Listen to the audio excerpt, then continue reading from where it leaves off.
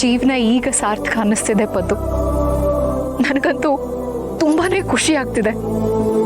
ನಾನು ನನ್ನ ಮಗಳ ಮದ್ವೆನ ಕಣ್ ತುಂಬಿಕೊಳ್ತೀನಿ ಅಂತ ಅಂದ್ಕೊಂಡೇ ಇರಲಿಲ್ಲ. ನನ್ನ ಗಂಧ ಎಷ್ಟು ದೊಡ್ಡೋಳಾಗಿದ್ದಾಳೆ ಅಲ್ವಾ. ಎಲ್ಲ ಹೀಗೆ ಆಗತ್ತೆ ಅನ್ನೋ ನಂಬಿಕೆ ಇದ್ರು ಅದೆಲ್ಲ ನಡೆಯೋವರೆಗೂ ಮನಸ್ಸಲ್ಲಿ ಒಂದು ಚಿಕ್ಕ ಅಳಕಾದ್ರೂ ಇರತ್ತೆ.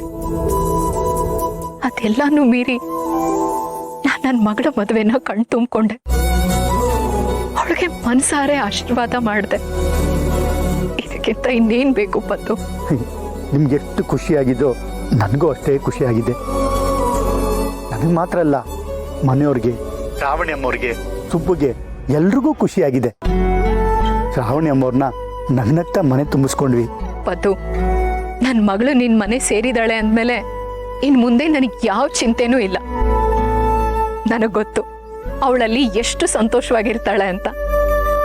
ಕೋಟಿ ಕೋಟಿ ಕೊಟ್ರು ನನ್ನ ಮಗಳ ಪಾಲಿಗೆ ನಿನ್ನ ಮನೆ ಅಂತ ಅರಮನೆನ ಕಟ್ಕೊಡಕ್ಕಾಗಲ್ಲ.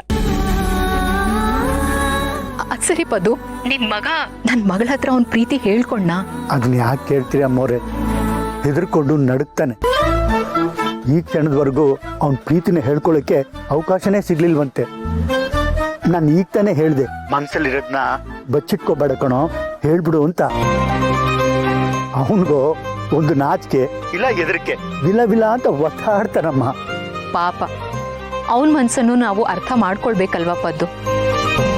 ಇಷ್ಟು ವರ್ಷ ಅವ್ನು ಯಾವತ್ತೂ ಶ್ರಾವಣಿನಾಗ್ಲಿ ಆ ಮನೆಯವ್ರನ್ನಾಗ್ಲಿ ಮುಂದೆ ಒಂದು ದಿನ ಈ ರೀತಿ ಆಗ್ಬೋದು ಅನ್ನೋ ದೃಷ್ಟಿನಲ್ಲಿ ಯಾವತ್ತೂ ನೋಡೇ ಇಲ್ಲ.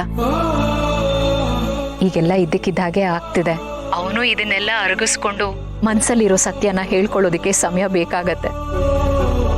ಅವನ ಪ್ರೀತಿನ ಹೇಳ್ಕೊಳ್ಳೋದಕ್ಕೂ ನಾನೇ ಕಾರಣ ಆಗಿರ್ತೀನಿ. ಅಂಥದ್ದೊಂದು ಕೆಲಸ ಮಾಡಿದ್ದೀನಿ. ಏನಮ್ಮವ್ರೆ ಅದು? ನಿನ್ ಮಗನಿಗೆ ಮುಂದೆ ಗೊತ್ತಾಗತ್ತೆ. ಅವನೇ ಒಂದು ದಿನ ನಿನ್ ಹತ್ರ ಬಂದು ನನ್ ಬಗ್ಗೆ ಕೇಳ್ತಾನೆ. ಏನು? ನಿಮ್ ಬಗ್ಗೆ ನನ್ನ ಮಗ ನನ್ನ ಹತ್ರ ಕೇಳ್ತಾನ? ಅದೆಲ್ಲ ಬಿಡು, ಏನೇನ್ ಆಗ್ಬೇಕೋ ಅದೆಲ್ಲ ಆಗೇ ಆಗತ್ತೆ.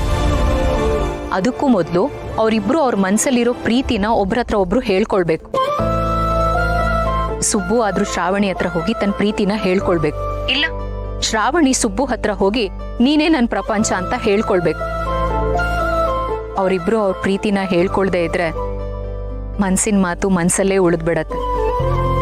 ಆಮೇಲೆ ಆ ಮಾತುಗಳು ಹೆಪ್ಪುಗಟ್ಟತ್ತೆ. ಒಂದೇ ಒಂದು ದಿನ ಹೇಳ್ಕೊಳ್ಬೇಕು ಅಂತ ಅಂದ್ರೂ ಹೇಳ್ಕೊಳ್ಳೋದಕ್ಕಾಗಲ್ಲ. ಇಲ್ಲಮ್ಮ, ಆಗಲ್ಲ ಆಗಲ್ಲ. ನಮ್ ಸುಬ್ಬನೇ ಆದಷ್ಟು ಬೇಗ ಹೇಳ್ಕೊತಾನೆ ಅನ್ಸುತ್ತೆ.